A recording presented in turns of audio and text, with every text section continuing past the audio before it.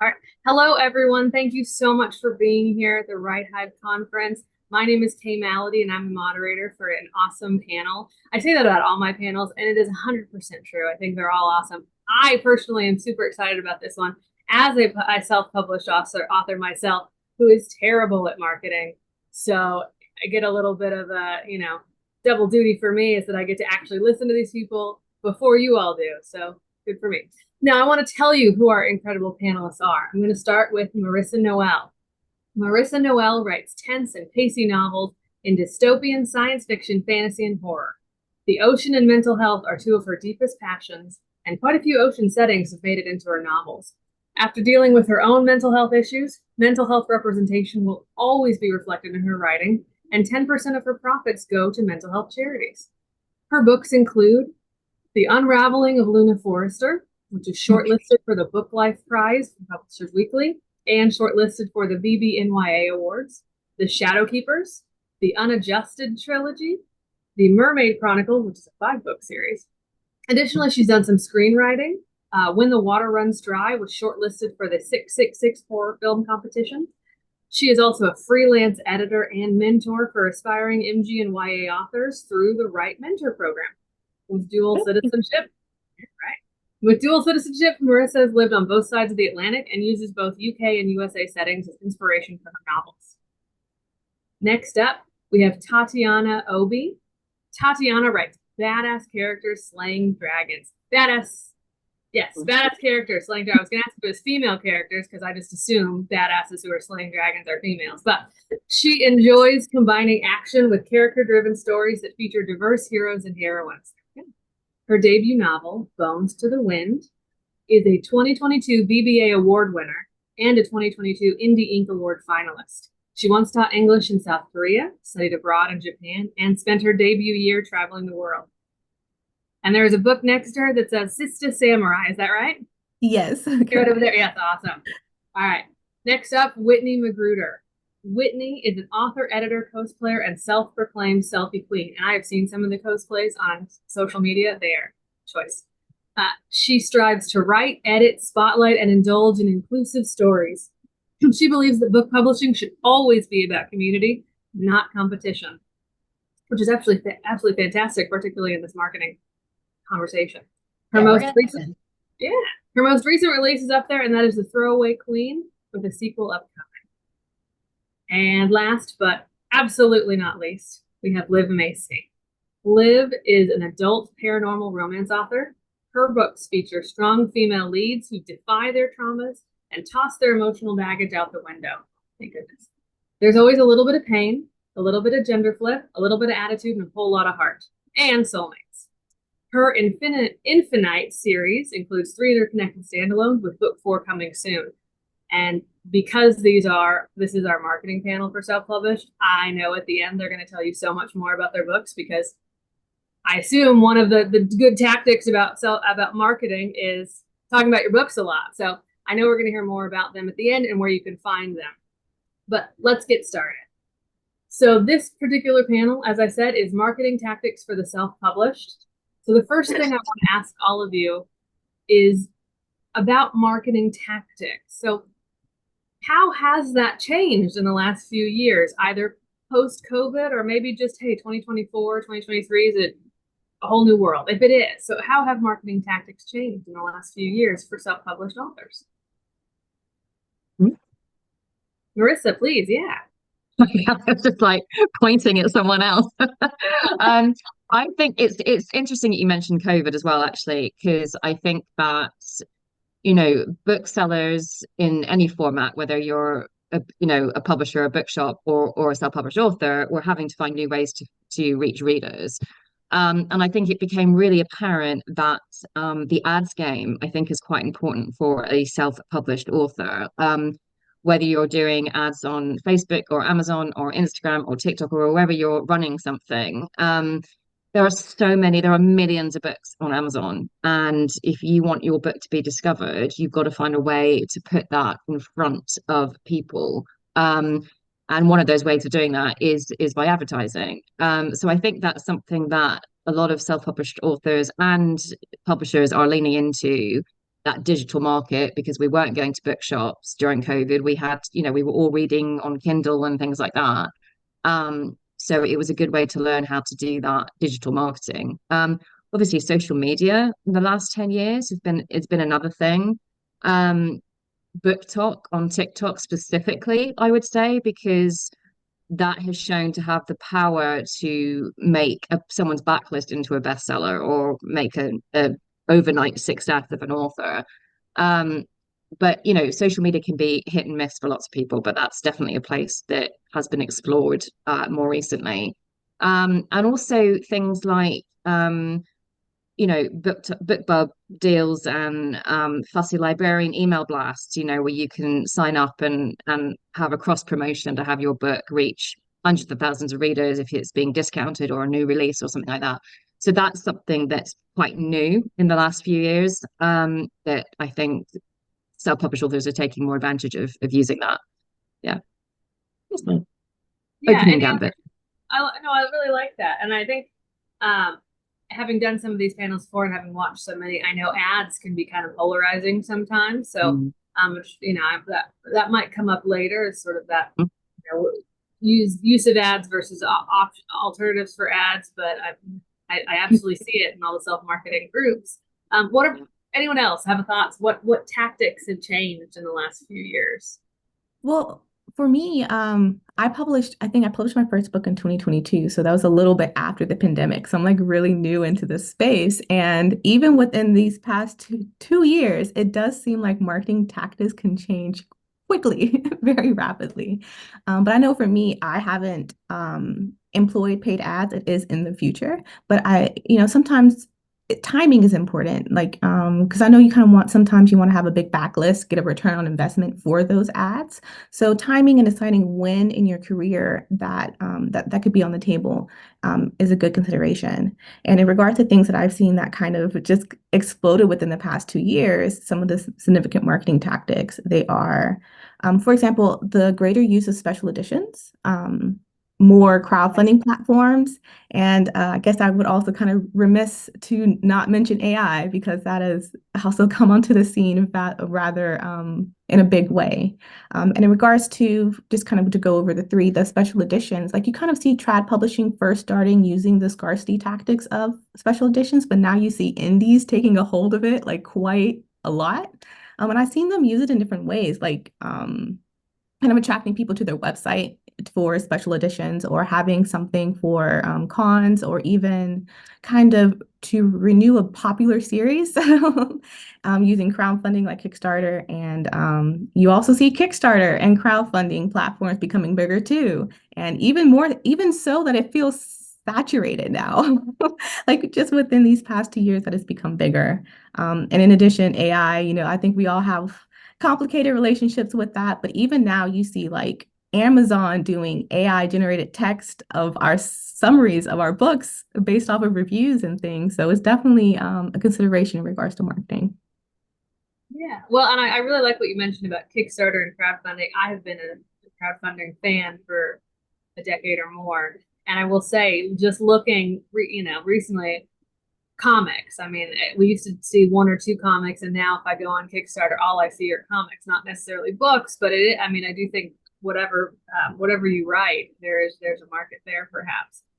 Whitney, Liv, I'd be remiss to not ask either of you the same. But do you have any agreements or additions? What other things maybe have changed for either of you in the last couple of years? I also, like Tatiana, am a debut author in 2022. So I have not actually been able to kind of see a whole lot of the trends besides everything being more social media based as well. So at this point, I can only agree with this question with the other two ladies that have answered because I haven't been in long enough.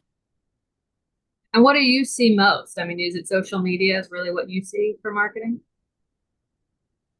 I mean, I do think ads are really, I think that they're the ones that are able to kind of hit people more than because with social media, you're kind of limited on your followers mainly. And though there is the algorithm there too, I find that it's so like niche that you can't see a broader group of people. Whereas with ads, I think Facebook, for example, is really good at putting out to people that maybe I would never reach or I would never think of to target in that way. And I do think that the ads are kind of better.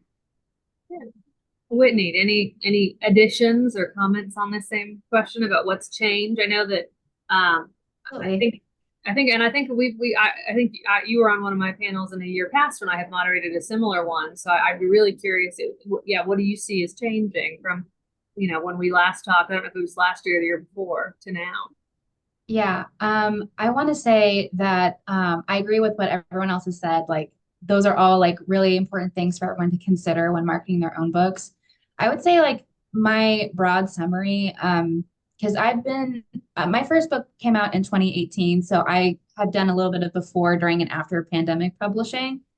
And I remember when doing research, those many years ago, that's such a long time ago, there was such a push to be available everywhere. Like, you had to be on every platform doing everything, like every tactic there, because they were all really good tactics. And I feel like at the time, the main goal was just to be as available, to make your books as available as possible, which is a great thing. But most of us, unfortunately, aren't full-time authors yet, or like this isn't our full-time jobs. And so it's like, well, what can I do with very limited amount of time and energy I have? And so I've been seeing more of a push of, rather than being available everywhere, being available where your readers are. And so I regularly poll I practically live on Instagram. It's my personal favorite, but I ask people, however possible, like through my newsletter and such, just where are you actually finding books? Like, where are you seeing them, and where are you deciding, I want to add it to my TBR, or I want to go to the store and buy it or something. And using that data, I've tried to just be more available in a more specific set of places. That way I'm using my energy toward things that are actually helping. And with my limited scope, it means that I can do this for a longer amount of time, as opposed to getting really burnt out really quickly. And so, which kind of goes to the direct point of marketing in the first place. We're trying to look for our readers wherever they may be. And so I think there's been a real focus on not just how can the most people see it, but how can your ideal readers find you easier, faster, more efficiently. So, and with every author, that's a different answer, which is good and bad, I feel, especially if you're like, someone tell me what to do and I'll do it. So yeah. Awesome. So if we talked about how tactics have changed, what about narrowing down? So I know this is a hard one, because I'm sure part of it is just we throw everything at a wall, see what works, right? And so my question is, what has worked? So what have you seen?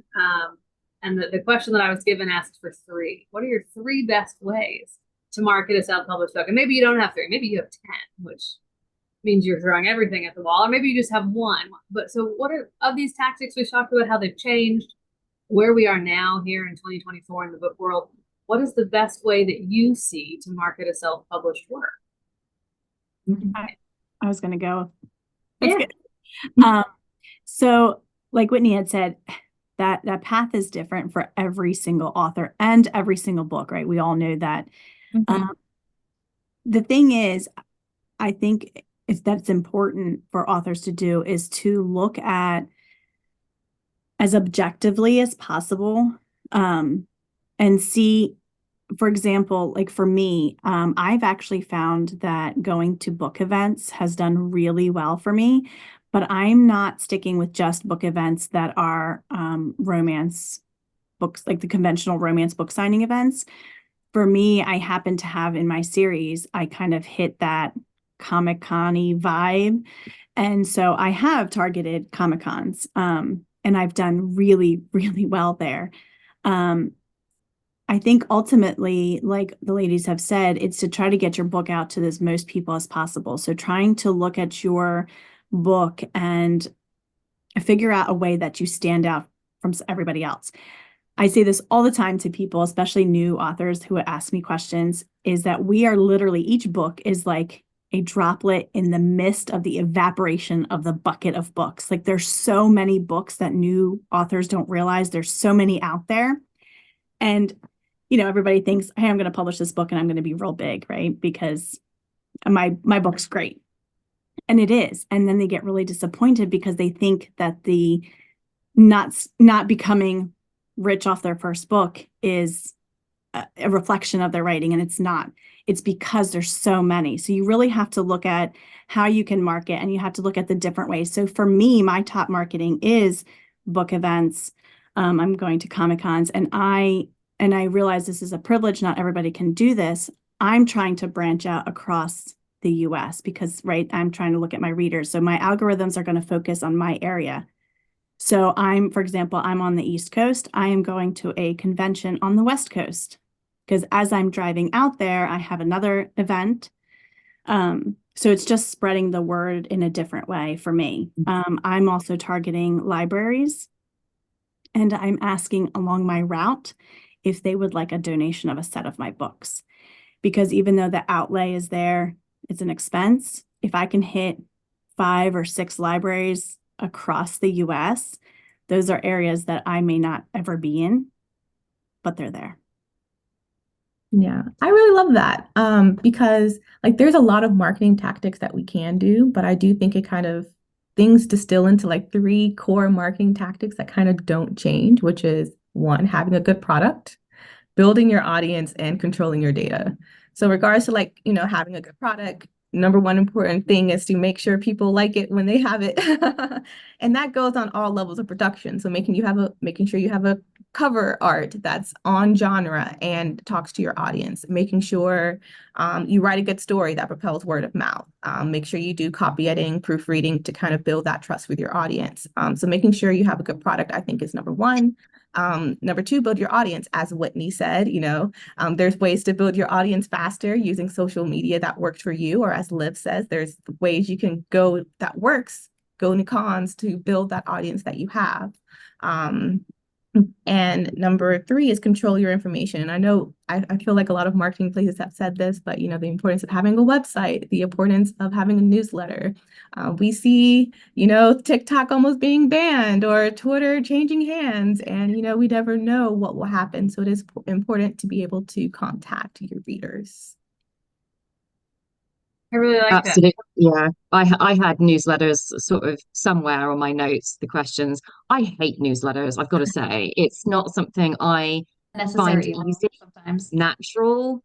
I never really know what to talk about. But every marketing guru you listen to will say you have to have a newsletter. Because at the end of the day, if your accounts get banned across social media, you're done. So the only thing that you've got that belongs to you is your newsletter and your followers, and that's how you can reach your readers. Building that newsletter is a whole other beast unto itself. It's something that I'm still working on, probably not as effectively as I could, but I'm trying. I was going to say, I do think the biggest game changer is the ad game, because I think the indie authors that are making 6 figures or more and it's their full-time job are running ads. Whether that's on Facebook, whether that's on Amazon, wherever that ads are, but that is how they've got to that position. And it doesn't start, at that level. You've got to build up, and it's hard. You've got to find what works, because there's no one method for advertising for that everyone is going to work for everyone. Depending on your genre and your age group and so many factors, depends on what ads platform is best for you and how you need to go about that. So the learning curve on that isn't easy, but for me, it's a place where I put more of my energy, because I think that's the one thing that can make the biggest difference in, can I do this full time, and can I actually, take my family on holiday, maybe one day. So I do think that's a really good thing to do. What else did I have down? Influencers, I think, can be really helpful if you happen to be on social media and you know somebody who's got hundreds of thousands of followers and you can put your book in their hands, that can have quite a big effect. Not always, and I wouldn't spend a lot of money doing that, but if you happen to have those contacts, that can be really useful as well. So those are my kind of where I put my energy anyway. That's what I'm concentrating on. Yeah, I really like that. Whitney, what about you? I was gonna say, I want to say we've already touched on two of my points. So I think like the last point that I've noticed that's like really important recently is just being as clear and honest about who you are as an author and what your books are about. I feel like um, there's always drama in the book sphere, but I feel like more often than not, it's because someone maybe proclaimed that they were writing a certain kind of representation, or like they themselves were offering own voices of some kind, and then the public realizes that they've been fudging the truth a bit. And so it's like, as indie authors, again, we're already fighting against a current, so do your best to be as honest about what you're providing. That way, if and when people catch on to your books, that you're reaching the right audience, but you're also not catching any sort of unnecessary attention or drama, because that can negate all your hard work. And I I have seen some authors that, I don't know whether they've chosen to or not, have it seems like their platform has been to be as, maybe not like their platform, but like they've made choices in like videos or posts to be a little bit confrontational, or a little bit like, oh, I have like really off the wall opinions, which I don't know. I personally find I don't particularly like supporting authors that will try to say something that's very polarizing. I tend to want to befriend, work with, and support other authors that are trying to be more inclusive. I mean, that in of itself can be a radical opinion or statement, but yeah, I don't know. I unfortunately, people can be hurt when they think that they're supporting someone who is aligning with their views, and end up they're not. It's more of a just trying to catch attention, whether it's good or bad attention. I prefer to stick with positive attention, especially on my books that I work so hard on. So I agree with you, Whitney. Yeah, I think you've got a good point there. And every time I go on and I open Twitter or I open TikTok and I see people talking about the drama, but I don't know what the drama is because I'm this cozy corner where I never yeah. see the drama. I'm in the calm, quiet, let's all share our reading experiences corner. So I completely understand where you're coming from with that. Yeah. Well, Yeah. and it's a I sad usually catch thing the that drama once it's big. Yeah. well, and there's just so much. I mean, it's a sad thing that I can think of just off the top of my head, like 10 different incidences that fit what you have just described.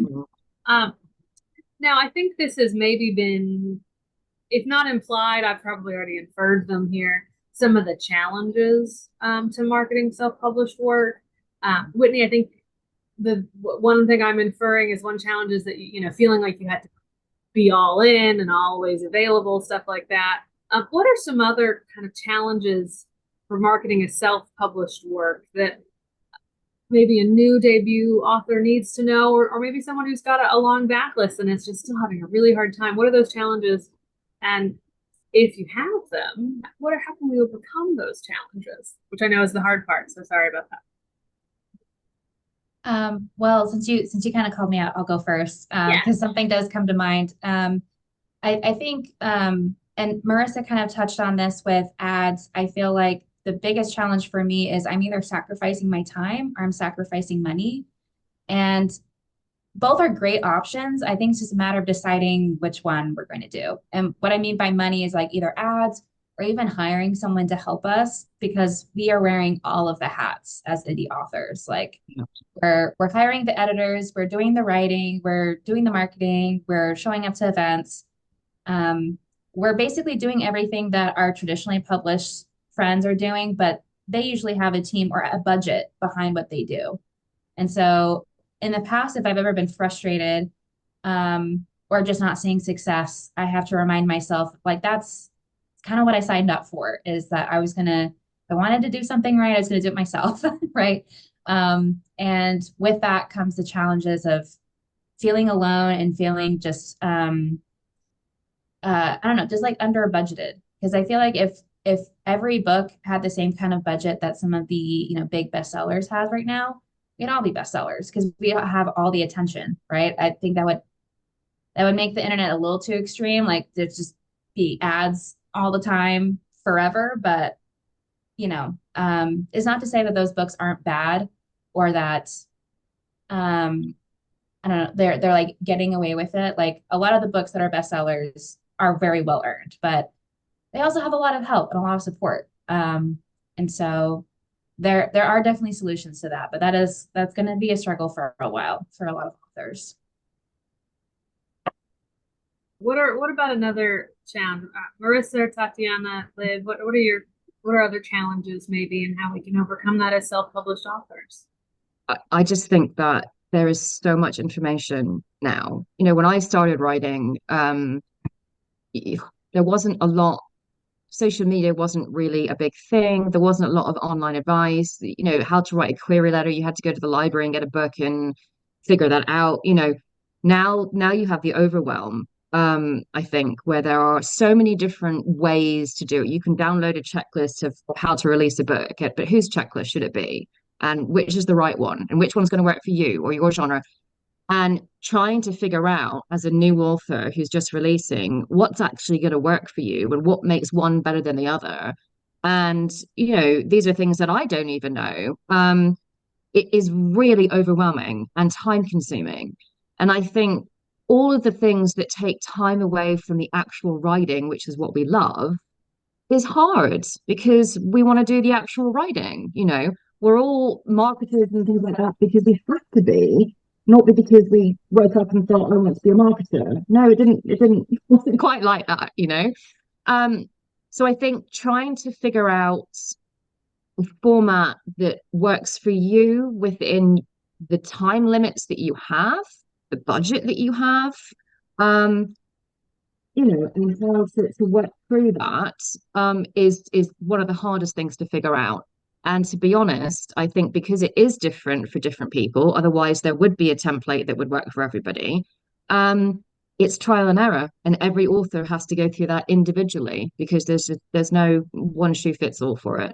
So I think that is probably one of the hardest things. And you can get advice from author friends and support, things like that, but it's not necessarily going to be the right advice. It might be good advice, but it might not be the right advice. So yeah, that can take quite some time to figure out, I think. I really like that, and sort of, the path might not be your path. I really like that. I think that what you both have said so far, really important for self-published authors listening, that, just because it worked for someone else doesn't mean it's going to not go. It doesn't mean it's going to work for you, and that it doesn't work for you doesn't mean you have a second book. All right, Tatiana, Liv, any other thoughts, particularly with you two, as you said, newer to this, 2 years out now so far, or maybe 18 months, depending on when you published in 2022. What are challenges that you've seen that you can sort of show to the audience, and then how you have overcame them? I think for me, in regards to challenges, would be just visibility, and not only visibility, but visibility as specifically a Black indie author, because there's a lot of influencers that don't prioritize diverse books by own voices or by a diverse author, BIPOC author. There's blogs that don't prioritize it. So you're sometimes getting podcast interviews or like interviews, they don't prioritize BIPOC authors. So a lot of the times, because these books aren't prioritized, they don't get the visibility as some other books do. And that makes it a struggle. And even when I am very specific about my target audience, for example, Sister Samurai is very targeted towards Black women, even, going towards them and reaching out to them, the algorithm is against them when they shout out my book. Social media is against them. So it's a double hill to climb in regards to visibility for BIPOC authors. Tatiana, I've got to say that, yeah, that's really tough. Mm. Not necessarily for me because I kind of knew where I was going. But I do think that a lot of new authors may have an issue with figuring out their brand. I think either Whitney or Marisa had mentioned something about your branding. It kind of coincides with the drama as well. A new author, I've seen new authors really try to kind of hit here and hit there, and they're trying to do all these different things to try to attract followers and readers, and they kind of give out a confusing image of themselves and their books. There's nothing wrong with pivoting if you decide you're writing in one genre and then you pivot and you want to try your hand at a different one. But it's really important for readers to know that when they pick up your book, your brand and your values and your what you want to represent is there across every book that you write in that particular name or in that particular genre.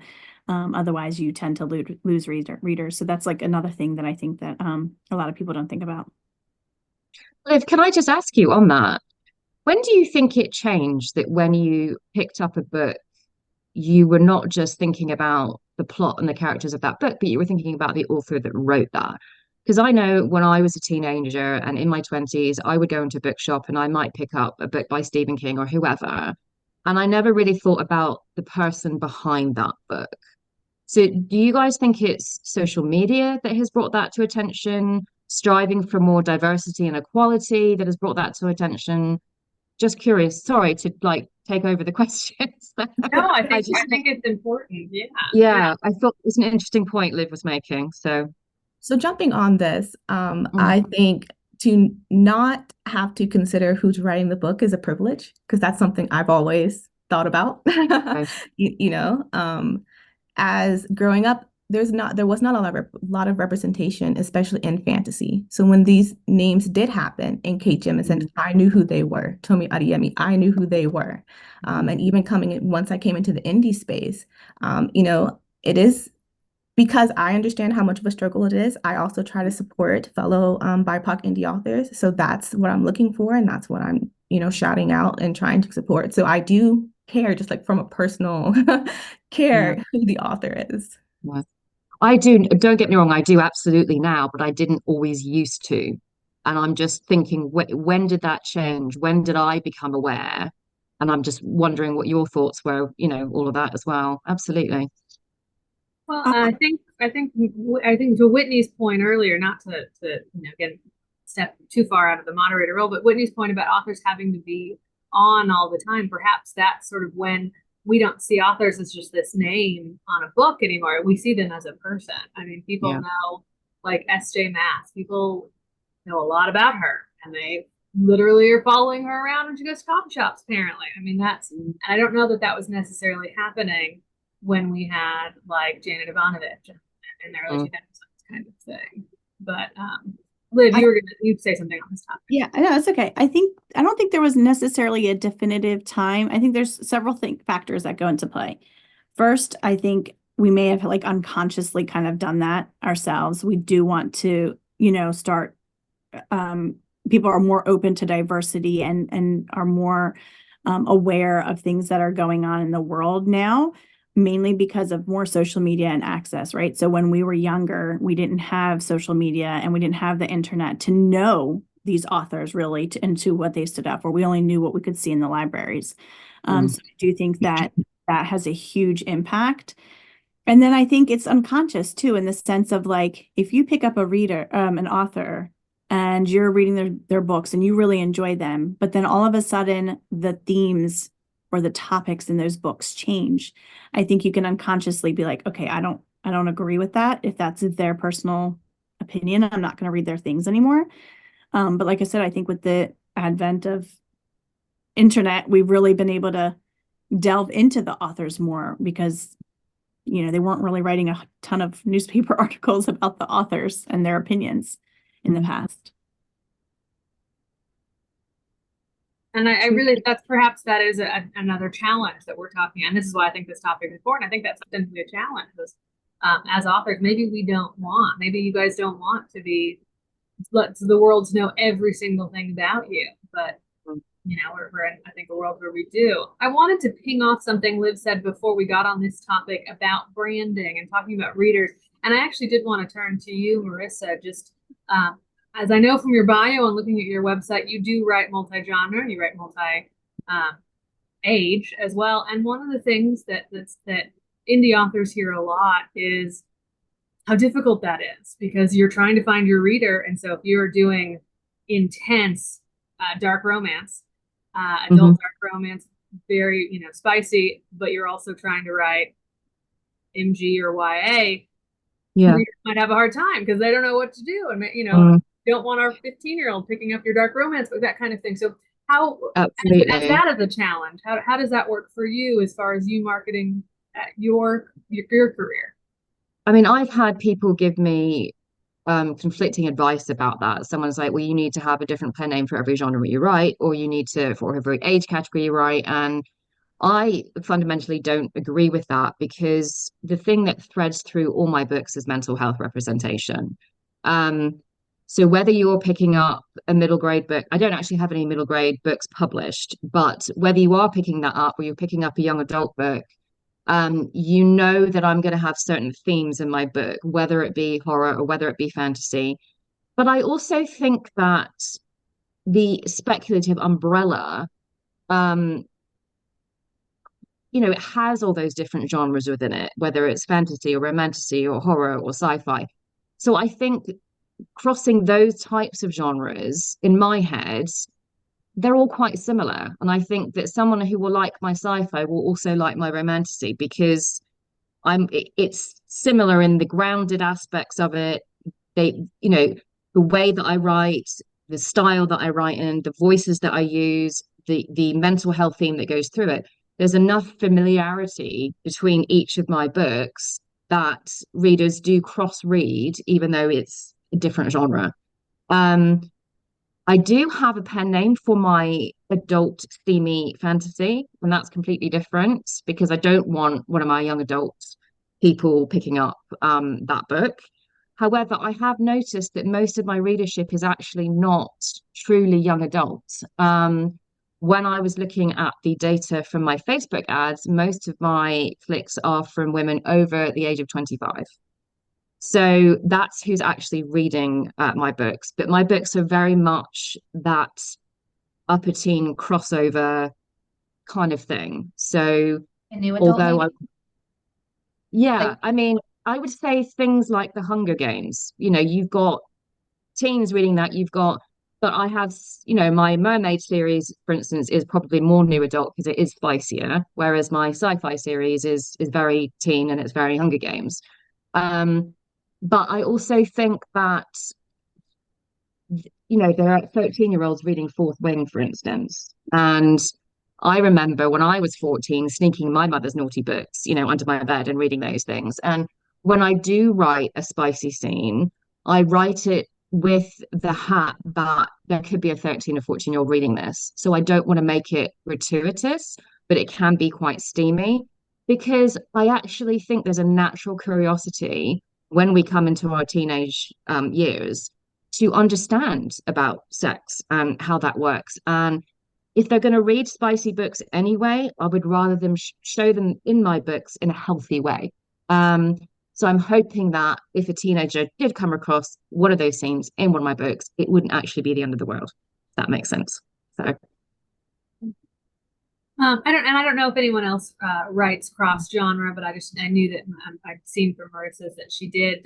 If anyone has any other thoughts, sort of on particularly, we do see this a lot as indie authors, not necessarily stuck into one particular peg, that we have to stick with. You can go outside. So if anyone has any thoughts on that, on finding your readers or keeping your brand when you maybe not everything you write is super spicy or whatnot. Do either the three of you have comments on that, on sort of finding your reader when you're going outside of genres? Sure, because I'm on my third book now. I have a duology before this, and it's more like sword and sorcery, and this book is more action fantasy. And there are smaller subgenres within the fantasy genre. But before I published, I kind of sat down with myself regarding like my brand and what are those because even though I published my first book, it wasn't the first book I wrote. So it's like, okay, what are the themes that were in common in my writing that would probably cross my entire publishing career? And I was like, oh, okay, badass ladies. That's what, slicing things up. Okay, that's what I have in common. So I was like, okay, that's pretty solid. And I'm pretty confident no matter what genre I'm in, it's that thread it's gonna hold through. I I really think it's like getting, that we've talked yeah, about, like the thread as Marissa's got the mental health thread, yours badass ladies, that maybe conventional wisdom about new pen names, things like that for marketing yourself, or no, you write well, you write, you write what you want to write, and as long as there's a thread, I think it's there. Marissa, do you have something else to say? I was just going to say, there are subgenres popping up every day, and I think it's, ludicrous to expect an author to stay in a really narrow lane these days. And, if you've got people like Rebecca Yarros going from contemporary romance to fantasy romance, why shouldn't we all be doing that? And I think it gives us authors the freedom to write where we want to write without being constrained to one particular idea. And I think what your readers follow you because they like your voice, not necessarily because Right. you've written a fantasy book or a sci-fi book or. So, well, that's what I believe anyway. So let's hope. Well, and that's why I think this part of the conversation was super important, because a lot of people think that branding is genre, and that's not the case. As with like Marissa and Tatiana, like your brand is going to come through no matter what actual genre you're writing or what, and that's what it is. That knowing your brand and knowing that a reader can pick up a horror or a romance or whatever and still be able to see you and the things that are important to you as an author and to the readers throughout all those books is what is like key about, making sure you're you. Absolutely. Yeah, at the end of the day, I feel like these are things that indie authors can actually take advantage of that maybe traditional authors are maybe more restrained by, because publishers they're the ones that are usually setting the hard and fast rules about how to sort books, because they use it for their marketing. And especially when you're reaching out to bookstores and libraries, you do have to be a bit specific. But I've seen a lot more genre bending, if anything. And I like that, because that creates more interesting stories that are harder to pin down. And we as indie authors, I guess you can say we kind of get away with it, because it's like I get to write whatever I want. And if my readers love it, that's like an added boon, right? At while the other panelists were talking, it kind of reminds me of the somewhat recent conversation we've had about the new album that Beyonce released, where she has gone to, like, she created this new country album, which is great, by the way, highly recommend. But a lot of people were like basically talking about whether Beyonce is allowed to jump genres. But like at the end of the day, like I listen to it because I like Beyonce, I like her voice, like her lyrics and stuff. And so it's like, no matter what she puts out, I'm going to listen to it, even if she's crossing genres or making her own blends and things like that. And so I feel like indie authors can take a leaf out of Beyonce's book of just like, no matter what you write, if your voice is consistent, if people know, like, okay, if I pick up something by Tatiana, I know what to expect. No matter if maybe she'll write a memoir someday, she'll go nonfiction. Like I imagine we'll still get that same. I did martial arts. Right, exactly. So, yeah, I know that doesn't quite answer the question about branding, but that could just be your brand of just, I do a little bit of everything. I genre blend, or, again, being honest about what you do, what you don't do can really help with the branding. I think it will eventually fall into place. I think my branding took some time to figure out as well, even though I write mostly high fantasy, things like that. So. And I would argue, taking another lesson out of Beyonce's book, even though the album is very genre blending, as we know, it's kind of like Act 2 from an Act 1, and it does have those albums do have a thorough line. Both those albums are reclamation of genres that were originally from Black artists. So it does have a thorough line. Yeah, she's very smart. Beyonce is really smart. Well, thank you so much, because I will say, just for people watching, this was not one of the questions that was on the list, so I did surprise them, but y'all did fantastic. Thank you so much. So I will get back to our list now. I do think that this is really important. This is a really important topic, talking about branding, and I loved hearing it, and so I hope others did too. What is one of the aspects of marketing that maybe authors might not consider? And I will say, Liv, I think when you mentioned, as you're driving around the country handing out your books to libraries, I mean, I heard people talk about that. I never thought about it in that way. So I mean, so along those lines, what are some aspects that maybe they're not low-hanging fruit, but it's things that self-published authors wouldn't consider otherwise? Anyone have thoughts on that? So for me, like I said, the library was really important because I also know that a lot of libraries, I was a library kid growing up. I was dropped off. I walked to the library after school, or I was dropped off and stayed there until my mom picked me up, or, whatever sometimes. And so I do know that libraries really struggle sometimes with budgets. So that was really important to me to make my books accessible, and it did double duty, right? To like spread my name around. Another thing that I'm going to be actively pursuing, I have not yet, because it does take a little bit of money, is that I'm going to be actively pursuing large print, because there's such small sections in the library that I do think that this might be like a hot tip someday, is to be like, do the large print, because right now it's so small, they may just order your book because there's not many that do it. So that's my next secret weapon. That is very cool. Yeah, sorry, Whitney. No, that's very cool. I was gonna say, Liv, can you clarify what large print means? I think I like half know what it means. So maybe for me and maybe for everyone else. It's literally the large print, larger font size of books. So it does make your book thicker. It's bigger as far as like the dimensions of the book itself. But it's more for accessibility for people who do have issues reading up close or seeing very small print.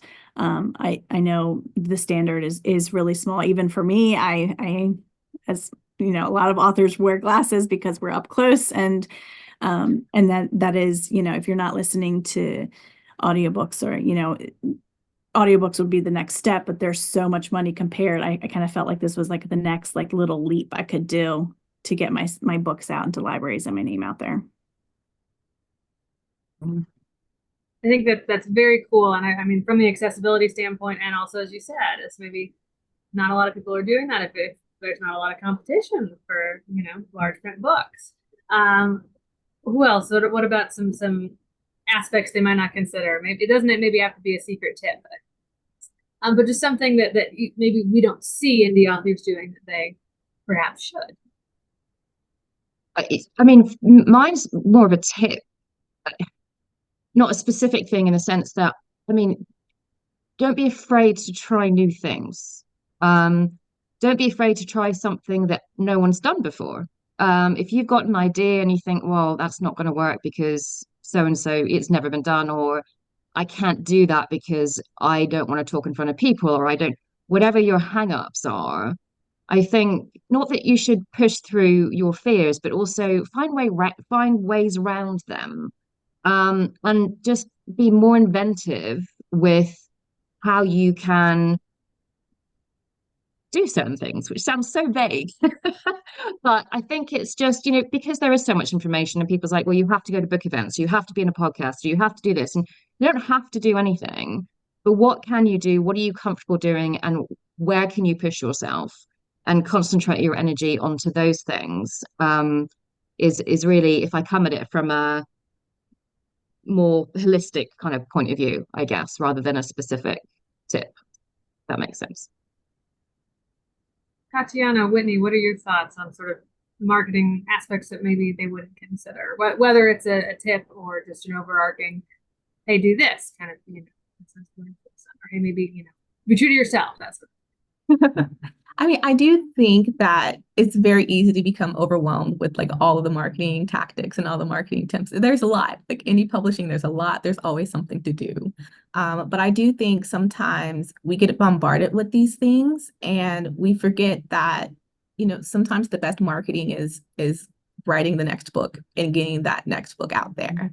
Another book is just multiple more avenues for people to find you.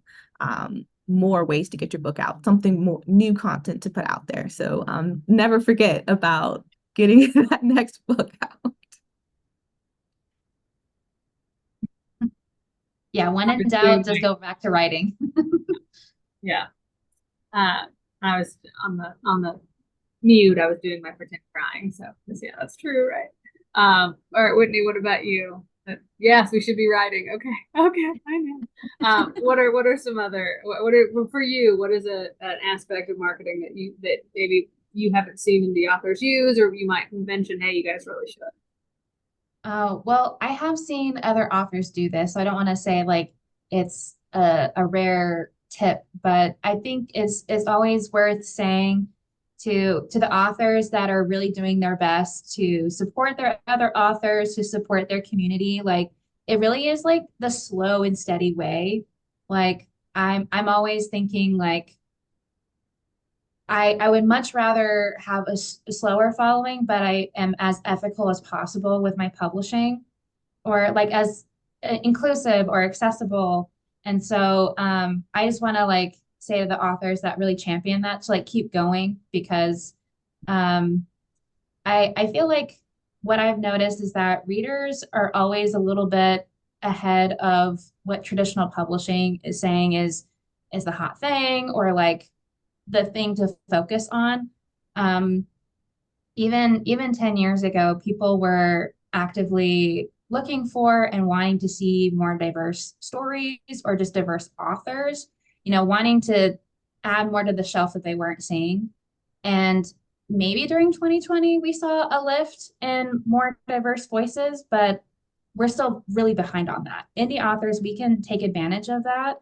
But with that comes like a huge responsibility, a lot of research, and I think just like a lot of effort, especially like when we talk about marketing, we tend to think of like, we got to push our own books out there and make sure that people see them. But I don't know, at the end of the day, I'm not a super competitive person anyway. And so I find more comfort in sharing my spotlight or just sharing my space with other authors. It makes the work a little less lonely, and it makes it more fulfilling. So whenever I do market my book, or when I share my like my friends' books, I don't feel slimy about it. I don't feel like a snake oil salesman or whatever. I feel like I'm a fellow reader that's like, hey, this story is really great. If you like this, you should read it too, kind of a thing. And so yeah, slow and steady, that's how I choose to do it. And yeah, don't give up if that's what you want to do too. That's for me and for anyone else, because it can be hard. Well, and it really seems like you're sort of embodying that it's a community, not a competition. Absolutely. Yeah. I was just going to say that too. There's so many people who come in this space, and admittedly, I was one of them in the beginning. I just thought, well, I'm in competition with all these other authors. But ultimately, on our journeys, we all realize there's no way. There's no way. Even if we were able to, bang out a book a month, the readers can still read faster than we can produce. And so regardless, we are not in competition with each other. And like Whitney said, the community is really important in sharing other people's work and just broadening our own horizons, and and it's just, yeah, really important. Yeah, part of my origin story was I was trying to decide if I wanted to fully go indie, and I was asking, questions out into the ether, seeing who would respond, and it was the authors, like the LGBT authors, it was the authors of color, like it was like other female authors. It was like that was the crowd of people who were helping me and supporting me. And so I definitely wouldn't have been where I have been without like their very generous and honest information and advice and support. And so when I try to build my own community, I'm trying to pay it forward as well. Rather than like shutting the door behind me, I want to leave it open so that other talented people can get their books out there and readers can get their hands on them too. So, yeah. Yeah, likewise. And I feel like that's a whole other panel is how to find your community. Or WriteHive is a writing community. So maybe we get in there, we can find it there too. On this same still maybe aspects that authors might not consider, what about pitfalls to avoid? And I will say pitfalls to avoid this. This can be a general, or if you happen to have this 100% didn't work for me, maybe it'll work for you, but I will never do X again. I'd love to hear sort of where have you seen these pitfalls on marketing, which I know is it's a narrow difference. It's a narrow difference from challenges, but this is the question is pitfalls, which is why, like I said, if you're like, I will never do mailers because I don't know. But I'd love to hear what things. Say, Katie, you have a story to share about mailers. Oh, yeah. My husband's an artist, so we do a lot of mailers is all. So I'm tired of all the stamps. That's what it is now. But what are pitfalls maybe or maybe marketing that hasn't worked for you? Again, doesn't mean it won't work for someone else, but maybe it hasn't worked for you. I have one of each, and I think a generalized one would be trying to spin too many plates at the same time. You want to try everything, you want to try and see what works, but then you're not going to know what's working if you do too much too soon.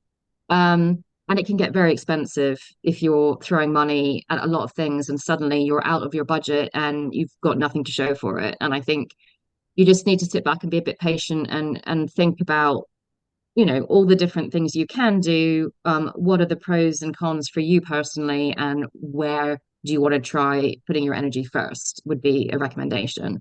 I will never pay an influencer again for putting my book up on TikTok. This was an account that had like over 500,000 followers, and it did nothing, absolutely nothing, even though this same account had made other books bestsellers overnight.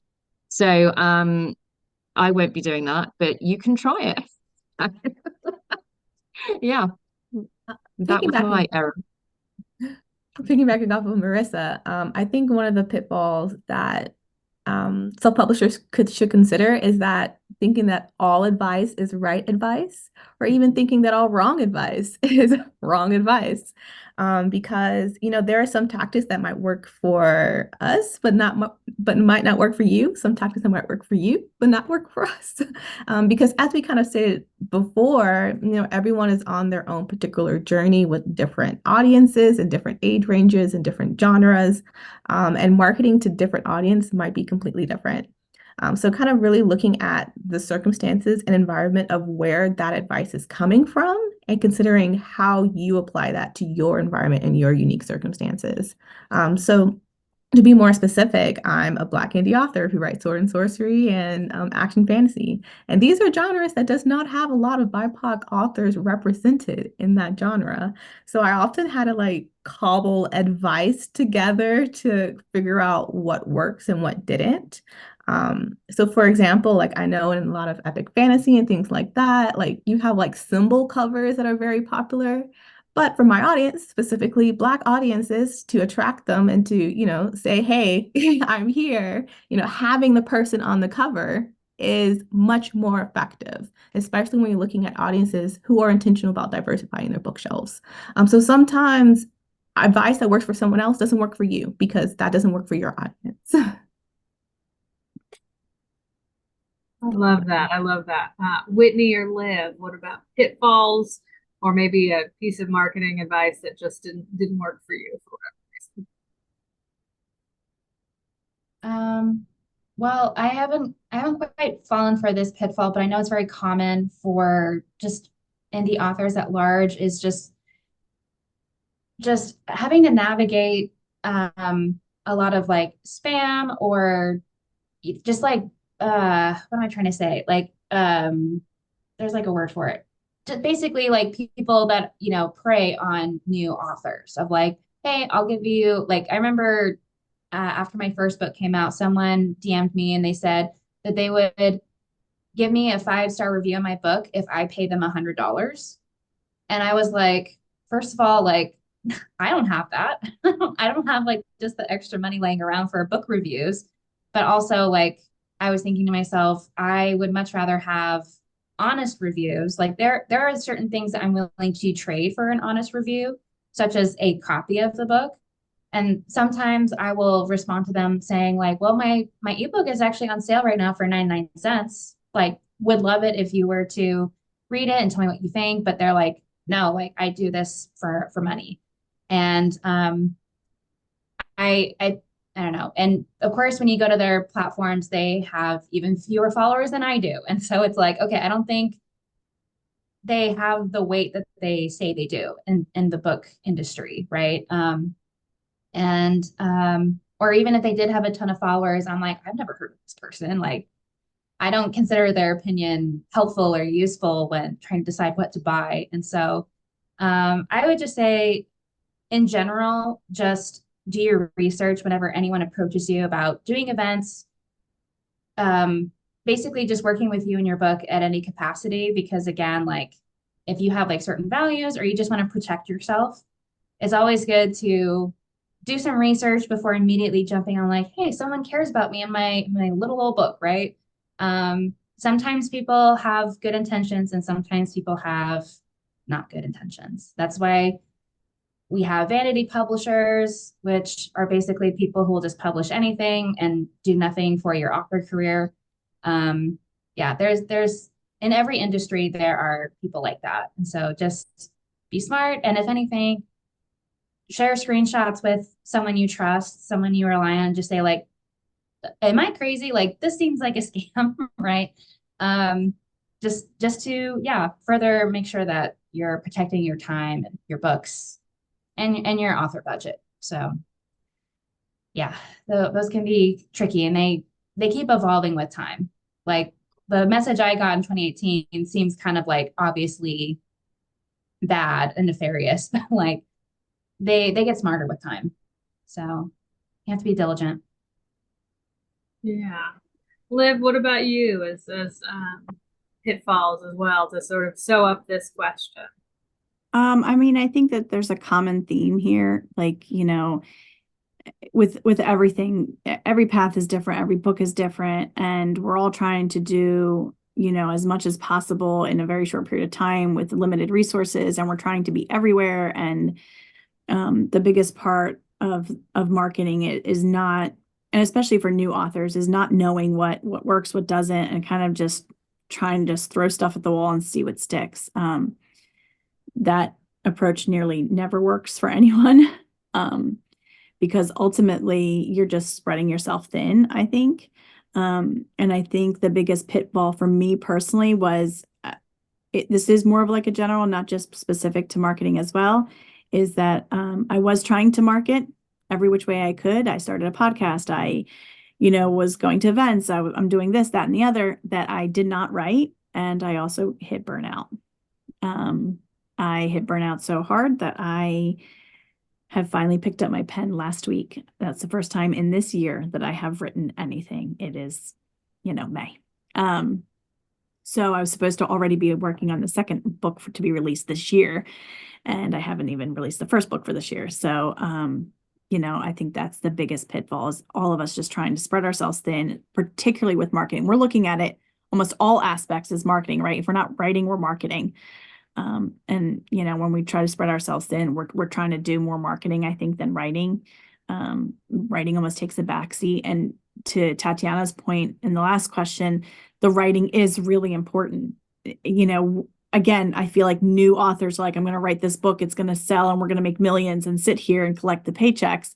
And we focus our hopes on that. And then, whereas even the people who have read our first book and love it, they're waiting on the second or the third or the fourth or the fifth. And if we're not writing, we're not moving forward. It doesn't matter how much marketing dollars you're spending. If you don't continue to write, any reader that's read your book is now just sitting and waiting, and they will lose interest. Well, I think that's also important. And hey, it may be May, but you are writing. I mean, that's what matters is that you are writing. Well, thank you all so much. This is our marketing panel, so I want to ask if you have one last thing to say to everybody, but then I also want you to tell us where we can find you, where we can find your books, what you do have coming up, if I haven't mentioned it in the bio. And so I'll just go kind of in a round for that. So again, if you have one last big piece of advice you want to share, but also tell me where we can find you or where you are on social media.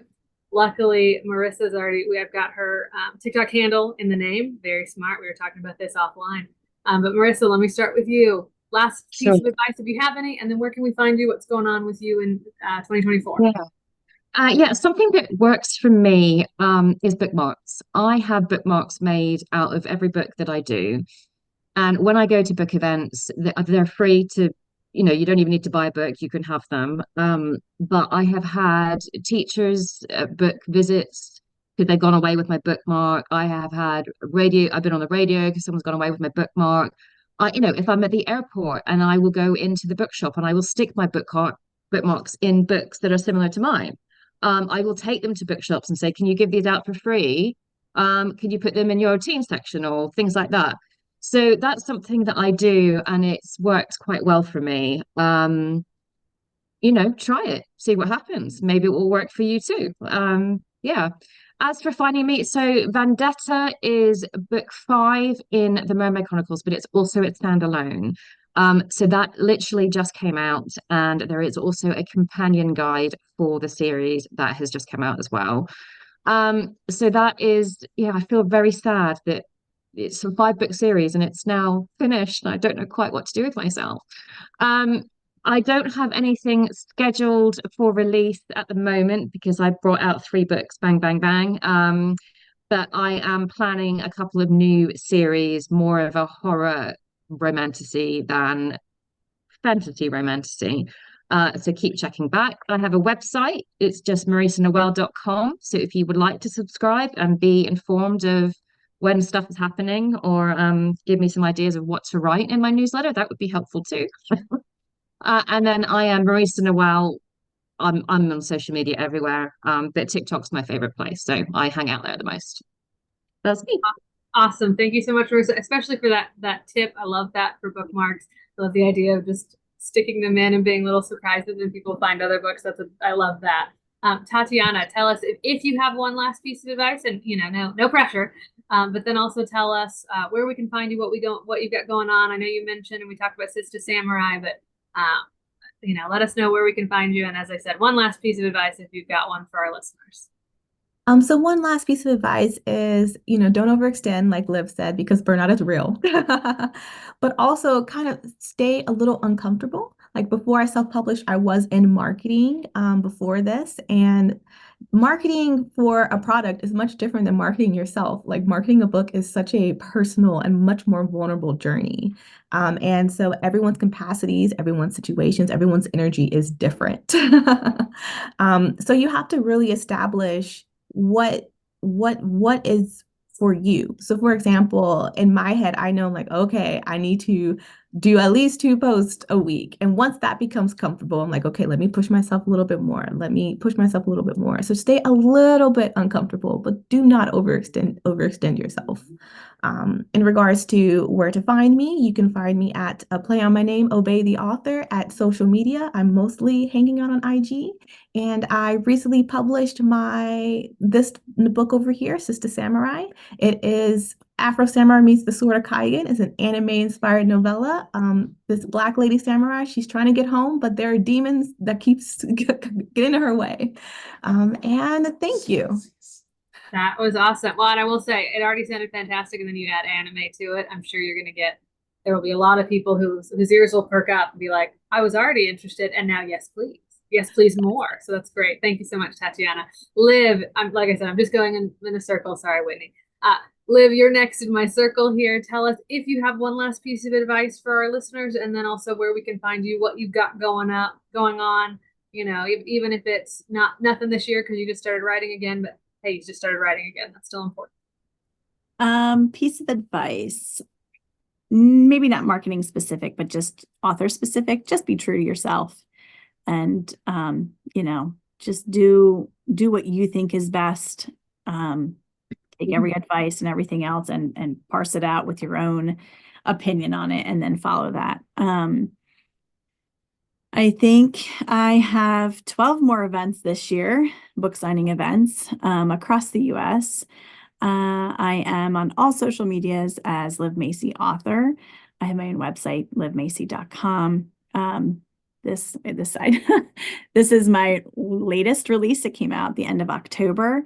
Hunting Nightmares. It's the third in a planned 15-book series that are also badass female characters. And there will be at least one this year. I have started writing it. I already have the cover and all that. So no release date planned, but it will be this year.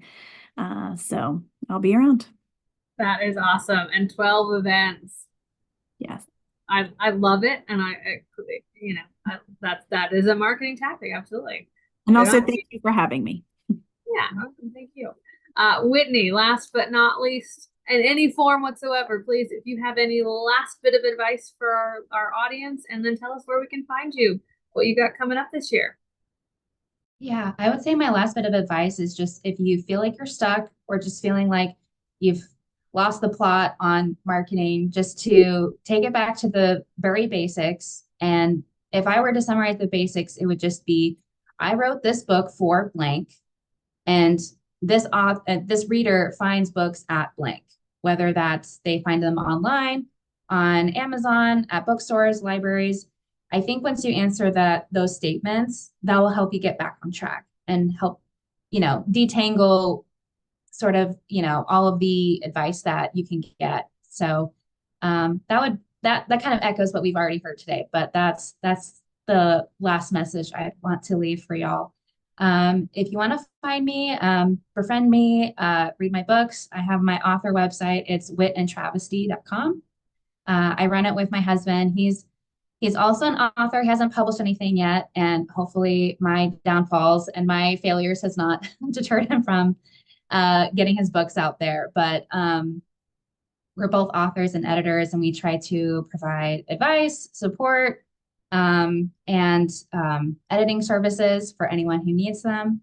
If you want to learn more about my book, The Throwaway Queen, it's also on the website. I primarily wanted to write a main character who's already a mother, has already had her so-called happily ever after, but there's plenty more adventures to come. I'm personally not a mother myself, but I have a lot of friends who are kind of sick and tired of the fantasy trope of the mom's dying or the dad's dying. Like this mother is really hard to kill. So that plot armor is really thick around this mother author, or mother character. But I mostly wanted to follow adventures in a fantasy sphere for a mother of two, and just the political and family relations that can go on after that.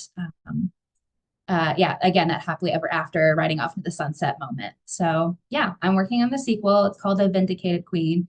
I've been working on it. Hopefully it'll be out by the end of the year, but it'll probably be early 2025 when it'll be out. And also, I am trying to incorporate more inclusivity in my books. And so if you're interested in being an ARC reader or also being a sensitivity reader, specifically if you are South Asian or if you are LGBTQIA+, I would love to work with you. That'd be really helpful.